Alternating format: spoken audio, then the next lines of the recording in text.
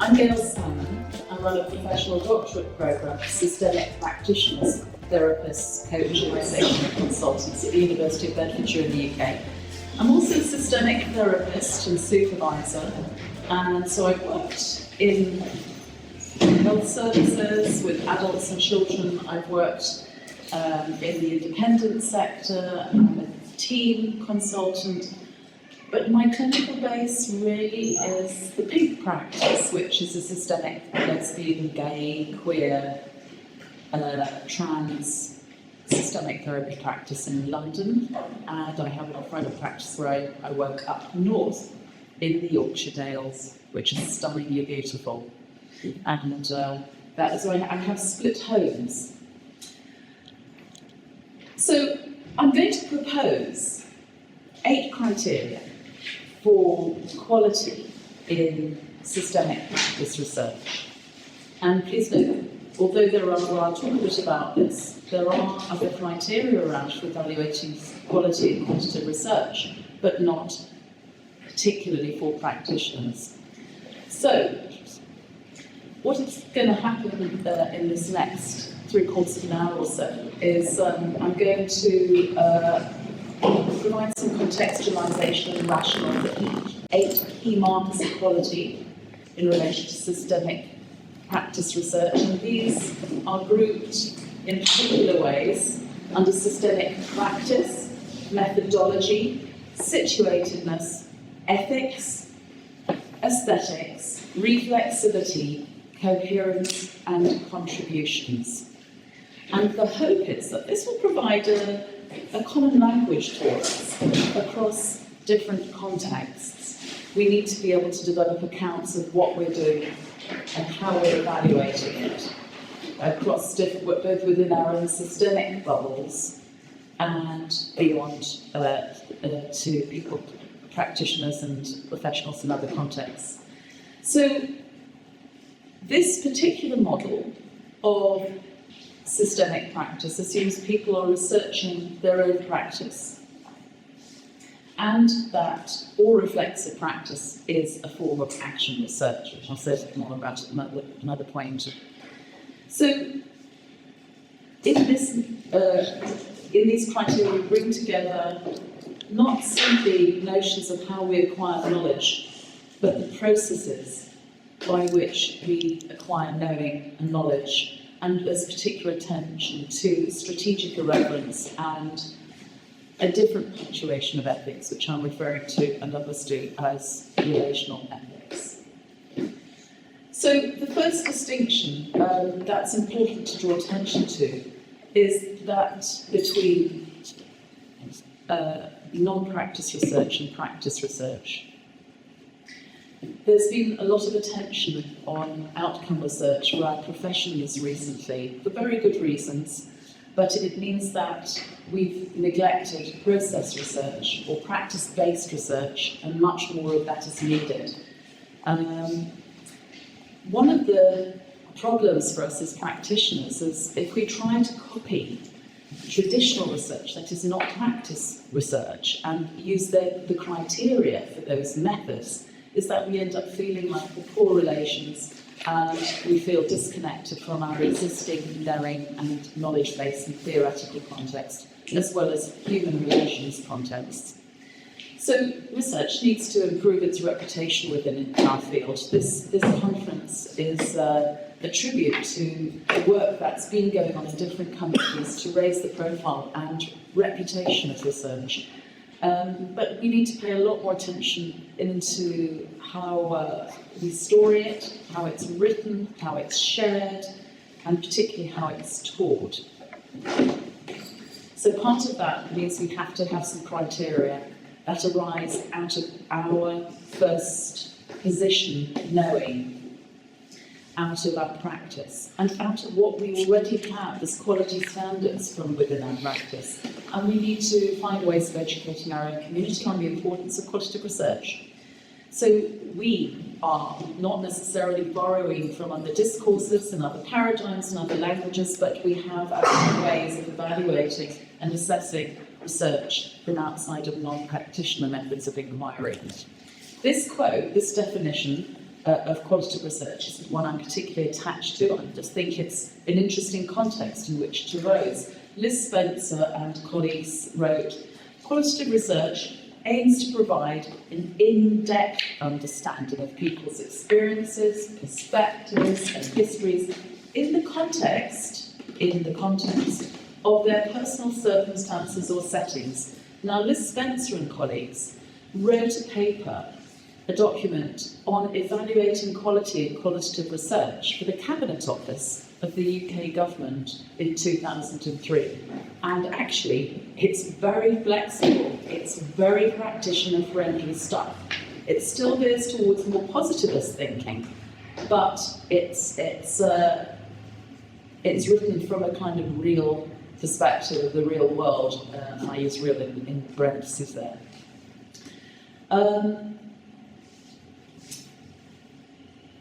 There's a distinction between positivist qualitative research and postmodern qualitative research, and people often make distinctions more between quantitative and qualitative. But I think it's more helpful if, as practitioners doing research, we make more of a distinction between postmodern qualitative research and positivist qualitative research, because basically they're from different paradigms. The starting points, the intentions are different. Positivist, for example, is aiming for clean, uncontaminated data and notion of objectivity, a separation of the knower and the known, as though that's possible. And I guess in systemic practice, we went through a very important period of time, in the late 80s in particular, when there was a flurry of papers influenced by broader postmodernism from across the fields of literature, psychology, politics, the arts, where we also subscribed to an idea that objectivity was impossible, that it was a social construct, that arose out of a scientific paradigm, and that there wasn't a separation of the context in which knowledge was produced, the theories that rise out of practice, and the people involved in that process. So what I'm talking about here today is more postmodern influenced qualitative research. And that means knowledge that arises out of the context, so it's situated and parts of a bigger whole that are maybe not immediately present in the room. And a lot of people, if I just go back for a minute to this word interpretive, often think that that ground of theory is a post-positivist or non-positivist qualitative research method.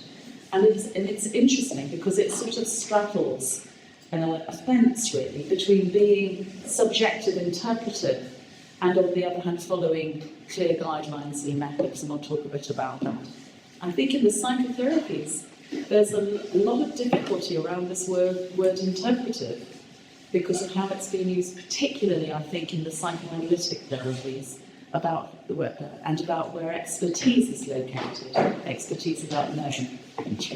So why do we do qualitative research? Well, that's an important question, and it kind of connects with Liz Spencer's definition that we want to get inside everyday living experience. We might want to look at things that are exceptional and unusual. We might want to look at people's experiences.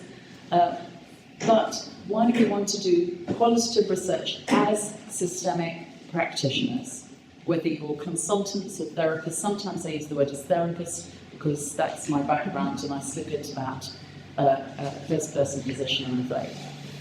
But, and this is a very important question. What is it we think that can be known and how?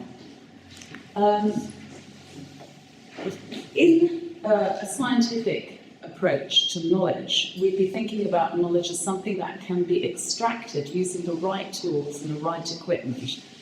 Systemic practice, systemic theory has gone through a bigger paradigm shift, a significant paradigm shift since that period of time where we thought if only we could get the method right, we'd help everybody be better. And I think Bruce Wampold's presentation just before lunch was fascinating in as much as he threw many problematics into that context, and he is very much advocating for what is it that therapists are doing in these relational spaces with people. That makes so much of a difference. And how are we negotiating that with people? Because there's an issue about power that creeps into every context.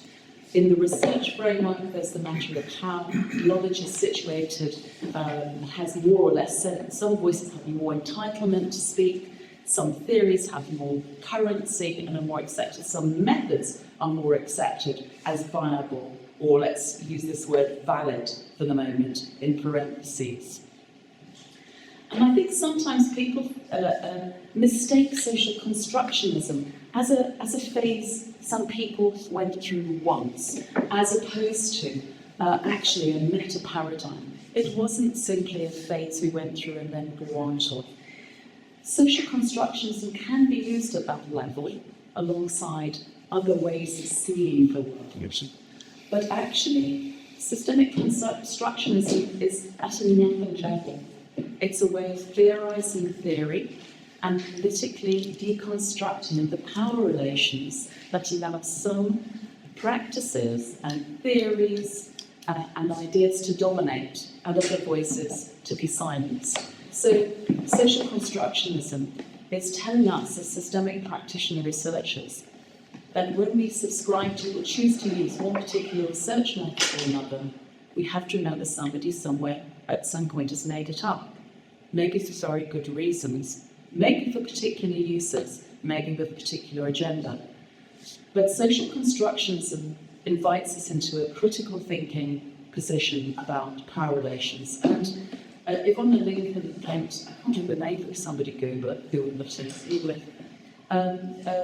Lincoln's written and condensed and one of the co-editors of this age Handbook of Qualitative Research. And I like this word of quality. But I don't know how to say the word chimera. Is it chimera or chimera? Chimera. It sounds like an Italian word. It's a Spanish word. Sorry, it's a Spanish word, and it's chimera. Chimera. So objectivity is a chimera, a mythological creature that never existed, save in the imaginations of those who believe that the knowing can be separated from the knower. And this is, of course, an idea that Ferreira and Maturana wrote about, and Gregory Bateson picked up on a great deal. I don't think you can read this at the back, because is it the other thing? So I'm using systemic and social constructions together to denote that when we're practicing with an irreverence about our own theories. And one of the greatest gifts, I think, of Chikif and the Milan School was to advise us not to marry our own hypotheses. I think that's just a really good way to live by. It doesn't mean we don't respect our own hypotheses or attachments to theories. But we know that sometimes we do fall in love with ideas and methods. We feel enchanted by a new level of skill we've managed to achieve, and somehow that can be positioned and presented, maybe with some good reason at times for standing as a single truth. So systemic social constructions practice, research, is not simply a way of gathering data. It's intended to perturb, to be disruptive of pre-existing knowledges and ideas, to be creative and generative. So that means playful. We need to try doing new things. We are always, as practitioners, doing new things. Trying old things, new ways, new things, old ways, reinterpreting ideas according to the context. That's an ethical position, not just some kind of maverick stance. It's intended to be transformative, as opposed to reinforcing homeostasis or telling single stories, promoting single stories, and trying to tell something exactly how it is, as though there is an exactly how it is. So we have lived through, and when I say we, I am being bold enough to include many schools of systemic practice here. We've seen a number of paradigm shifts, and the social sciences have been through these same paradigm shifts, hoping to find. I remember when I was at college in the 1970s, early 80s, doing sociology. Sociology was desperate to achieve scientific status. as psychology was attempting to do, and psychology was ahead of the game and looking like it was going to be accepted as a science. We've been in similar situations in systemic practice. Certainly with the early Milan approach, there was an idea we might be trying to refine the method. But we've challenged a lot of the pre-existing normative ideas. There was a fantastic flurry of papers and conferences and voices speaking out from other communities in the 80s saying, actually, this isn't how it is for me. This is excluding, this is monocultural, Eurocentric, heteronormative, and so on. So we've had a lot of, it isn't just that we decided... What is LGBT? Thank you. So BME stands for Black and Minority Ethnic. They might have your own ways of framing people from different ethnic and cultural backgrounds. Lesbian, gay, bisexual, transgender and queer, and you might put intersex sometimes, the I or me. Thank you. So please do, if there's something I'm that was clarifying. So knowledge isn't seen as something that we can go and get the right-sized net in a fishing net and expect to sweep through the water and scoop up what's really there. Knowledge is seen as much more fluid. This is part of our challenge. We ask one person in a family or a team what they think's happening, and we ask another person, they say something different. We know that there are many different stories to be told. Knowledge is often framed as contextually situated stories. How we ask will bring forth certain tellings, certain versions of reality. And so just skip it. So I suppose one of the big shifts we went through is not separating out the observer from the system in which they were participating, that it wasn't possible to be separate from that which was being observed. But you know that at this moment in time, the systemic therapy field, research-wise and practice-wise, is very split. And I think this is something that really just needs acknowledging, that there are practices where we're being trained to follow very particular methods properly. It's very interesting hearing what Bruce was saying about the impact of method and the impact of relationship. But the truth is, that's something. So the point is that I want to make now is that the field is split at the most between the pressure to follow manualized practice, the latest, the next, this version of manualized practice, in which our practitioners are being alienated from those very intuitive, sensitized, contextualized ways of knowing. So we have the same problem with regard to research, which sets of skills we're using. I want to bring in Jim Franco Chiquini, who said it is impossible to be neutral. You always have some opinions about what's going on, and your opinions are going to have an influence. The big challenge is to the belief in reality, looking for scientific truth and what is really going on. What is the real story with the family? What is the real diagnosis? This is the medical model. What is the real reason behind what is going on? You think that what you observe is there, but we find what we look for. The recent change in the past 5 to 10 years, at the time he was saying this, is the realization that there is no reality to discover. You are not discovering the reality, you are inventing the reality. And the same is true of research. And for some reason in systemic practice, we seem to have slipped back into this pre-1980s first order way of thinking where we've got to do it properly, learn the methods, forget all this contextually situated, fluid, immediately responsive ways of learning and doing. So do we import foreign ways of speaking and relating to people, or do we use, how do we use what we all already know and do well? So we need to pay some more attention to process research. What are we doing here, to what effect, and how do we know what we're doing here? And I suppose the other big shift is about ontological positioning. where perhaps in first order ontology it was, well, what do we know? And I think that's what a lot of systemic researchers are about at the moment. So what is it we know? What are the outcomes of doing therapy? Those might be very important questions to have been being asked by some of our very rigorous colleagues and very brave and adventurous colleagues, but there are other questions to ask besides to what effect, what are the outcomes? The other first order ontological question of what are we doing here has kind of shifted, because we don't have an expectation we're going to be able to answer it and put that answer very easily in a box. Because our knowing, sort of with this third wave ontology, is a combination of second order epistemology, all these big words, I hate those, and where we're asking not just how do we know, but how do we think we know what we know, but we also don't have an expectation of finding a bit at the end of it. It's a much more fluid,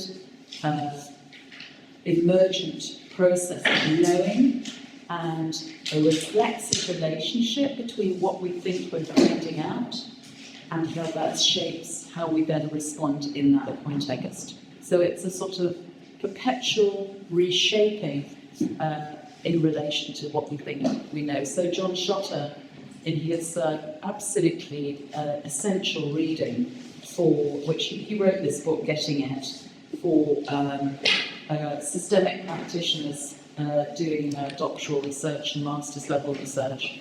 And he says, we have here then a process of inquiry in which practitioners become co-researchers and researchers become co-practitioners as each articulates what they've been struck by in the unfolding process. It's a process in which both researchers and practitioners alike are engaged in creating with each other an action guiding sense from within their lived and living experience of their shared circumstances. So this is not one person reporting on someone else or on a process separately. They're reporting from within, and the they is potentially plural rather than singular.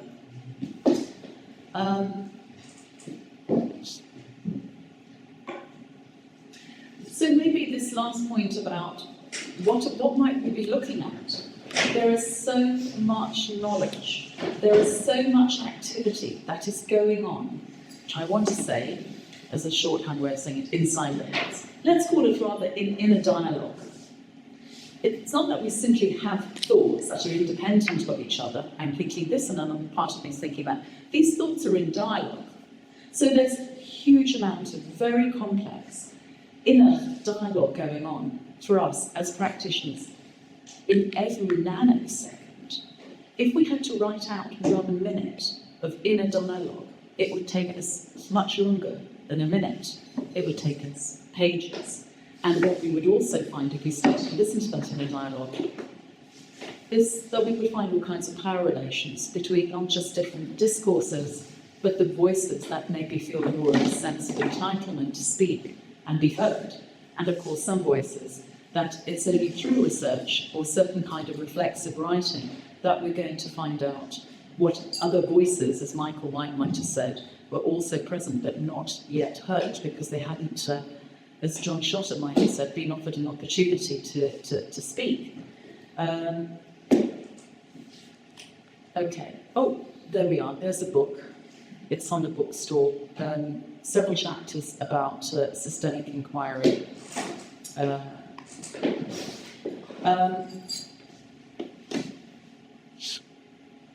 Thanks, goodness. So I just want to say something quickly about criteria before we get onto the criteria themselves. So there's a huge debate been going on in the qualitative research field and beyond, obviously loads of other places, about what counts as quality. These are interesting papers, and some of these suggestions here today are part of this flow of dialogues that are going to keep happening over the years. And Patty Laver proposes that any set of criteria arising out of a post-structuralist paradigm will inevitably be open-ended and context-sensitive. This context-sensitive is a helpful expression to us Because that's what we're always doing in everyday practice, is trying to be context sensitive and not just imposing awfully good ideas that we learned at the workshop the week before last or at the last presentation and bring them and impose them into our practice. We're very much, again, trying to speak from within the practice context as practitioner researchers as opposed to academic researchers. So there have been some people, there's a fantastic paper by Bill Stiles that I don't think is aged at all, from 1993, William Stiles, on evaluating quality in psychotherapy research. And Susan Morrow has written a similar paper. But then we have on counselling, evaluating quality in counselling research. And then we have Carolyn Ellis and Norman Denson, Art Watson and Laurel Richardson, Patricia Clough, who in 2003 really set out different qualitative approaches and criteria for evaluating them in the Journal Qualitative Inquiry. We have, as I mentioned, this Spediter et al. We have Sarah Tracy, who wrote a very interesting paper where she attempted to create universal criteria for across the field of qualitative research. She called it something like, if you Google Tracy without an E, Big Tent, you'll find it as a paper somewhere on the internet. She tried to create criteria that would bring us together as social sciences, human sciences, communities.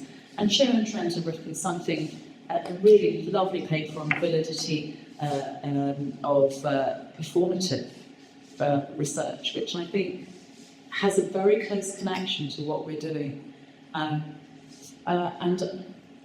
I think one of the, I'm setting myself I'm not going on track too much. So, why criteria? Well, one gift actually is to the qualitative research field, and that is to draw attention to the fact, to their underlying ideological assumption that apparently the individual is the site for attention. Who gets better, or the small system in the case of families. And to try and relationalise perspectives. We often underestimate, absolutely, as a systemic or relationally attuned practitioner community, that we have academic trainings, we have a rich history of academic knowledge, and we can afford to take that back into the academy and try and influence some of these early liberal humanist assumptions about how that the world is apparently made up of individuals.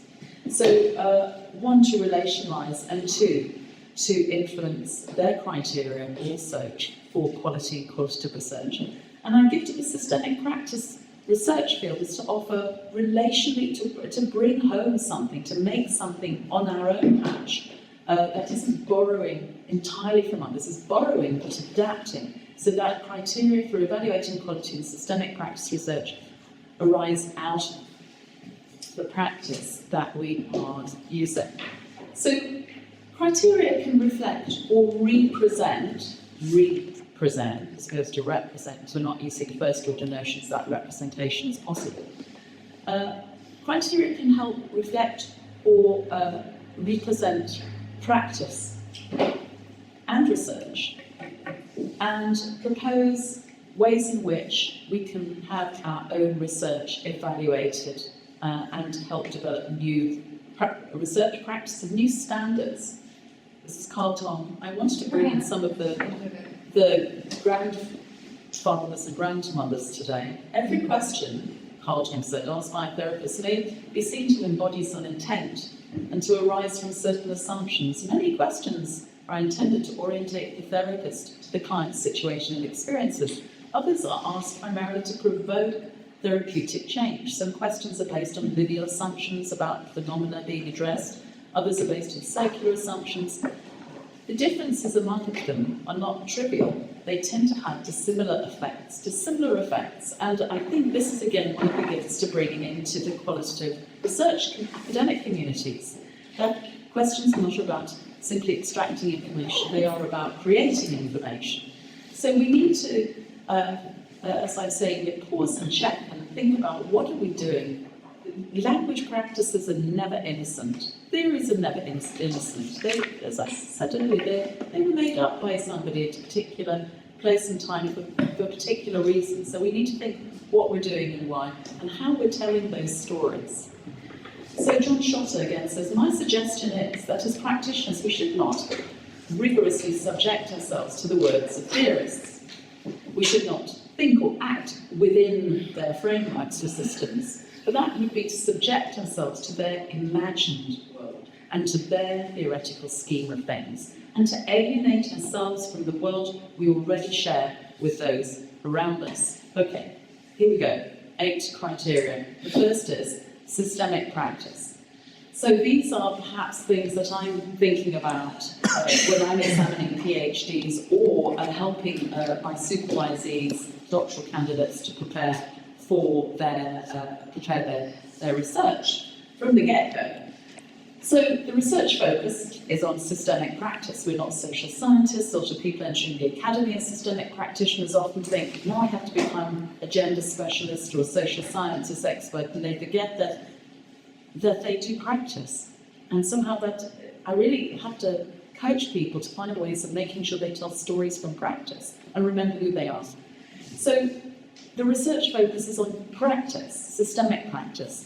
And that also, of course, we need to make sure that people are using accurate and understanding. So this is a first order way of saying something, because you could argue that there are many tellings, but the point is that there are texts that are out there, and it's really annoying if people just put in curiosity in brackets to key without, which is the most common one from my point of view, without actually unpacking what that means.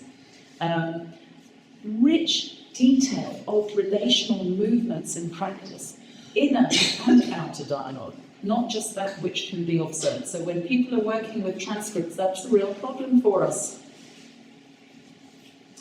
Who's doing the transcribing? Because if it's somebody else, then, well, that's creating even more distance, but it's often very practical to do that. But if we're only working from transcripts and not using video or whatever else, audio even, we're not hearing intonation, we're not seeing movements, we're not seeing hesitations, and people who try and capture all those pauses accurately in terms of different kinds of ways of coding, that again can take the researcher away from their practice, so it can be a very interesting exercise. The point is we maybe need to experiment with these things, but we need to experiment critically. So I'm also putting in here professional judgment, because this is one I think that's quite hard to quantify, and I'm not sure whether it should be there or not, but I'm putting it in for now, because there's different kinds of professional knowing. Accounting for changes from an original proposal, because our work changes in practice the whole time. Why should it our research? It would be unethical if we did a sort of future-oriented roadmap and tried to pin it on a community or an organisation, while within the first meeting it became absolutely clear to us that this wasn't their agenda at all. But apparently this is what we're going to do. So accounting practices are important. Unexpected and expected material, planned and improvisational coordinations. Stories from practice. These are very neglected, underexplored areas. The next criteria is situatedness. Can you read any of this? Is that still in it? It's getting seen. So we need to answer questions, a bit like when we first meet a family coming to therapy. How come you're doing this research? Why now? Remember that question? Why now? Why now? And with what intention? What are the hopes? So there's a contextualization there, and then to situate the research in practice, so rich illustration, and of course substantial critical knowledge and discussion of literature relevant to 3 areas, for example, the focus of the inquiry, systemic theory, and a philosophical or ideological context. Now, you'd expect to see literature on the focus of inquiry, you'd expect to see systemic theory there, but you might not expect to see philosophical or ideological context. That the degree to which that has to be written about, I don't want to stop the bell going, but maybe that's done. Okay, so Philosophy is important because, in a sense, what we're doing, part of the gift of social constructionism, the coordinated management of meaning, is instead of thinking of research as starting at the level of the method and techniques and data, a downward arrow, what do we do, what do we find? We have this upward arrow that says actually what we find needs to affect us at many other levels, including the level of ideology, what our most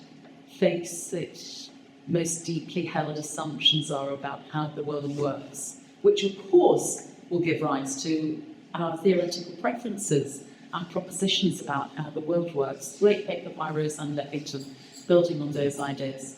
And I developed some of them in a paper called Practitioner research as well.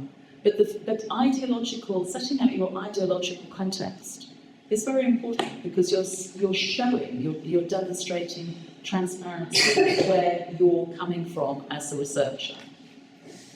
And I suppose the point is that in promoting a notion of the impossibility of objectivity, and we have to do something with subjectivity in research, and that requires us being very transparent and showing how we're working with our bias. It's not a confessional stance in itself to be transparent. It's about telling a bigger story than just about the work that's going on.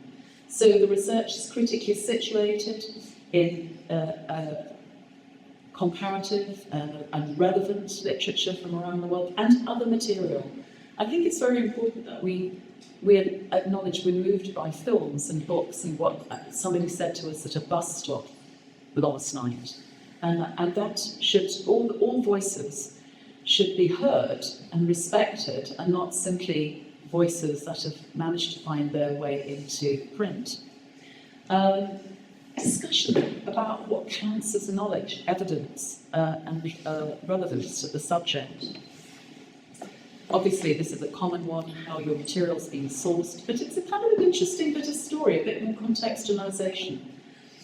And a reciting or a situating of practice and practice research in many other contexts, local and global. We can't just talk about stress in families and not talk about shifts in the economy or uncertainty about people's status in America or in the UK. You know, the UK is currently going around swooping up. Everybody thinks this is only happening in the States. The UK is currently going around swooping up people, European people, who, as you probably know, maybe you don't, who've been living in the UK with children, paying taxes for many, many years. How many of you know this? And they're just being disappeared. They're being told they're going. They're being put in really, really awful removal centres. And this is going on. It isn't simply Trump's America, where there's lots more swoops going on there than are ever getting into the media. So we have to, I suppose, and then there's the type of technological, because we are being so organised and monitored, and you know, people can't get access to a train ticket because their mobile phone has run out of juice. And then they have to pay extra. It triggers a whole thing in a family for the rest of the night. So we need to think about these other systems in which we're living. So methodology, that the research demonstrates theoretical and structural irreverence. That doesn't mean disrespect. That's not how to be meant to reverence. To suit the context.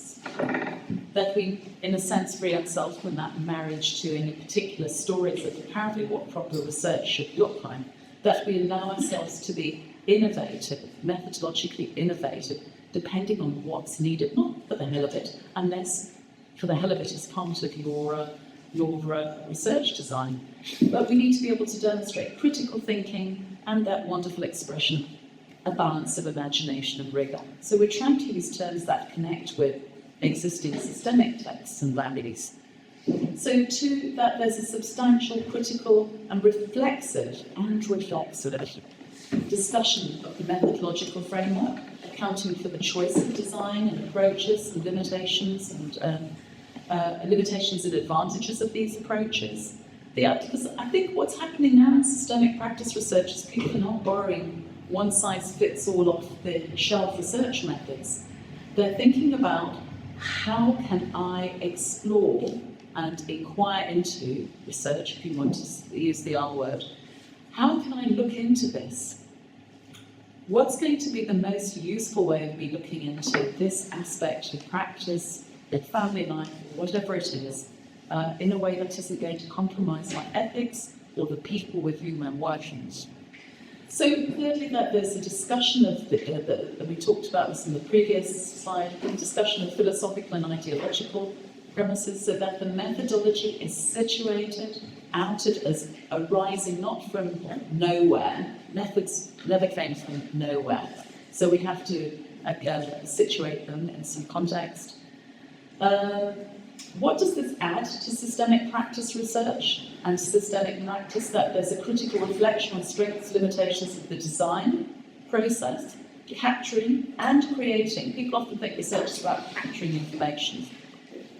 Capturing and creating research material, means of analysing or reflecting on the material.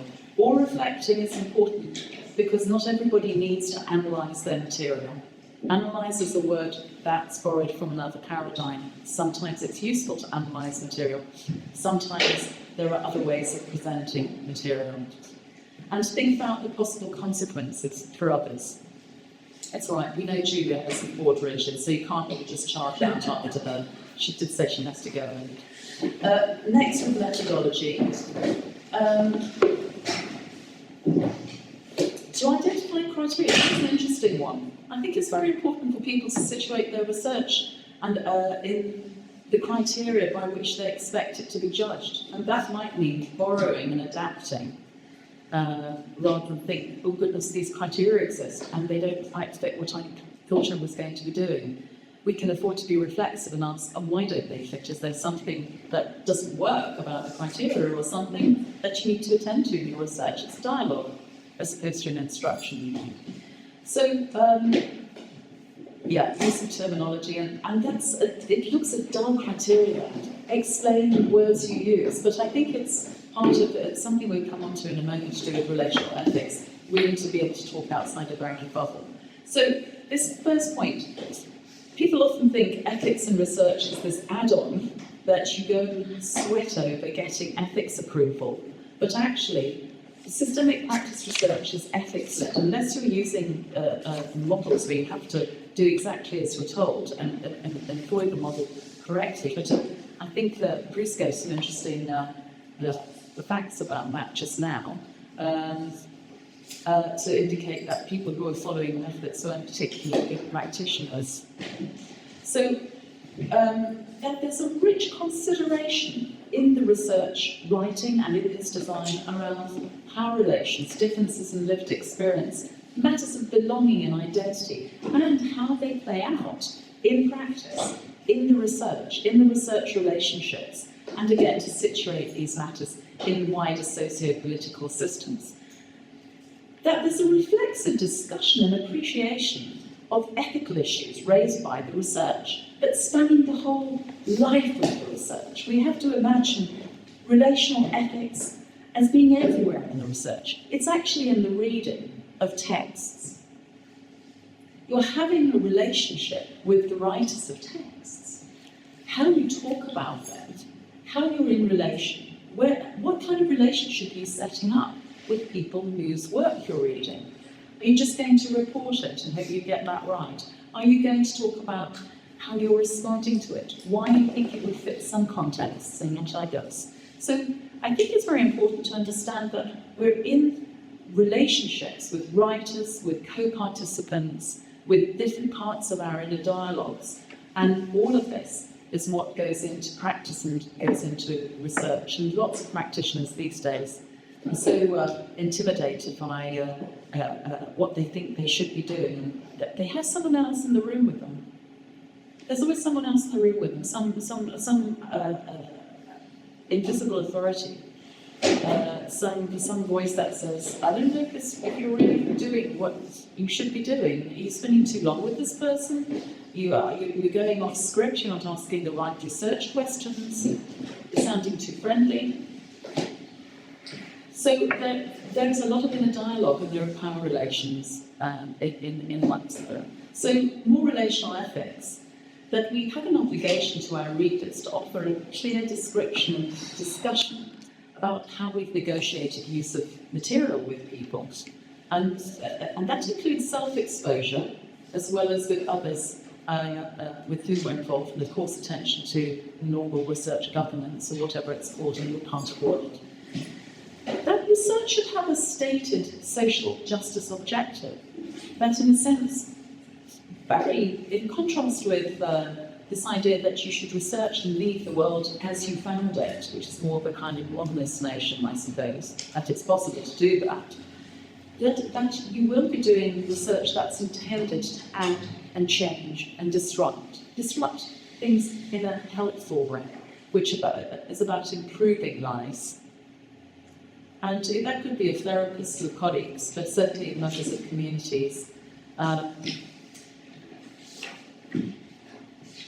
Demonstration of how the research has enhanced personal and professional learning or experience for participants.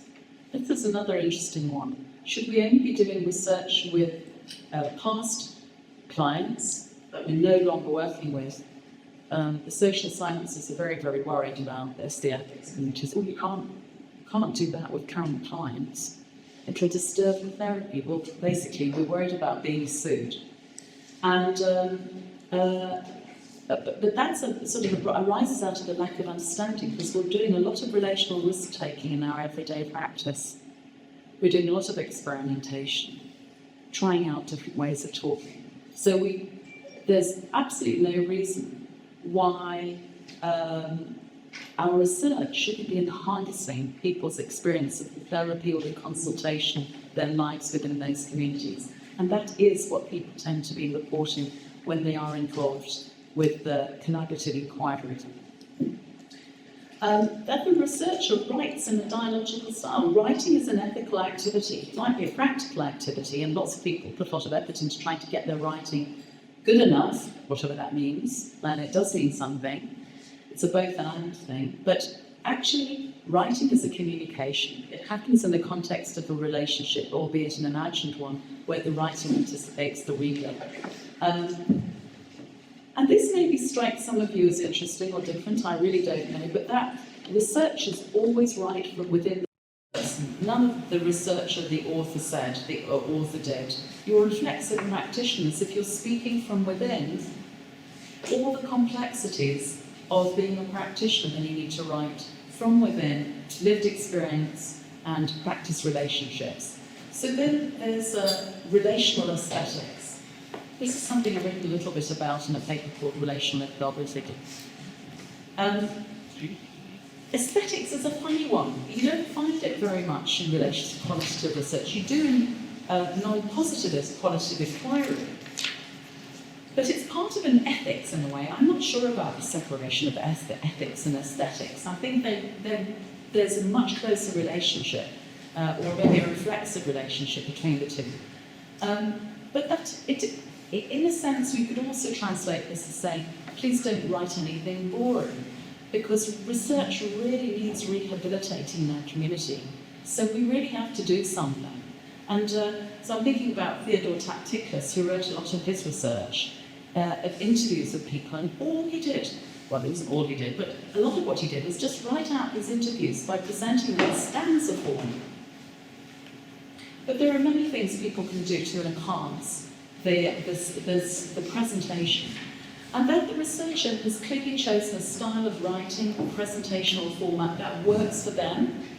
You need to play to your strengths and stretch yourself, but also for the subject and for the audience. Sometimes people think that literature apparently has its place, and it's usually chapter 2 or 3, and it's called the Literature Review. And these are very precious pieces of writing, because somebody's got an awful lot of work to put this together, and yet they can read as very dead, flat pieces of writing. We live in dialogue. This is what we do. Everyday talk, we're conversational artists, for better or worse. There's absolutely no reason why we can't think about working with literature in a critical, reflexive and creative way. That's not for everybody, and that relates back to the previous point that you have to write in a style that works for you. Ken Gerben talks about, and remember to leave space for the added voice of the reader. And Kamala Wiswas-Warren, who wrote about feminist ethnography, is a wonderful book, real critique of the early anthropologists and ethnographers who made up the well-intentioned information that was false about other peoples taking about this position. And she says the subject always writes back, so we have to anticipate that the readers aren't simply our peers, they are the families with whom we're working, they are our next door neighbours. Everything's going to be on the internet. And if it isn't already, your next employer will be Googling and reading what you have written or said about yourself. Anticipating a systemic and non-systemic audience, we have to find ways of talking about our practice that don't assume knowledge. So reflexivity is another of the criteria. It's not an add-on like ethics, it's a way of being, living, doing in the world, it's a way of taking responsibility. So in that respect, from within practice, you would need to demonstrate sophisticated examples of self and relational reflexivity, an honest and transparent and reflexive account about your use of material and interpretation, if you're using interpretation or use of material. Critical and reflexive thinking about how you've incorporated the literature and how any theory that arises out of your own research or out of the literature might or might not apply across different contexts. And also to show transformation in your own as researchers, thinking and practice. Research changes people. Yes. And you find many people who are doing reflexive practice research who are saying, my practice is so changed, but am I allowed to put that in my writing, because it wasn't in my research design. Well, that means working out, because it's ridiculous not to. And if one's thinking in terms of action research, then of course there's room for that. So more detail about the presence and influence of the researcher on the research, including all the inner and outer, not all, but lots of inner and outer dialogue, thoughts in progress, noticing, so they don't have to be concrete things, the concrete and the transient. The advantages and disadvantages of being a practitioner researcher. Rich discussion about the distinctions, where they lie between systemic practice and a systemic research. Sufficient detail about the presence and influence of the researcher. You're stuck with that, or was there already? Yeah, description. Critical consideration of how and where the voices of others are included in the research. Sometimes I heard that there was a therapist once who said, when I see clients for the first time, I just ask them to sign a waiver to say I might write about their practice. That's just not informed consent. So we need to demonstrate how we negotiate with people, how we are presenting and using and making stories. And when I've shared stories that I've written down with people, I have to say, too many times people have corrected my understanding. So coherence is another point, another criteria. The research activities all reflect the values and relational ethics of systemic practice, negotiation with participants, selection of material and so on, including the writing and so on. Suitability for the research focus, sufficient coherence between your ethics, application and so on. Contributions, this is the final slide. Contributions of the research. We need to write about that. We need to be much more bold. We're not used to saying what we've achieved always. we often say to people, well, yes, but you did all the work, when they say, thanks for helping me. So we need to have clear articulations of how our research and whether our research has been useful or innovative in terms of theory, practice, research. The research needs to take the reader further in their relationship, and there needs to be evidence and discussion of how the research makes a substantive and original contribution to the field of systemic practice and systemic inquiry, to members of the public, other professionals, communities and organisations. Thank you all for being so kind.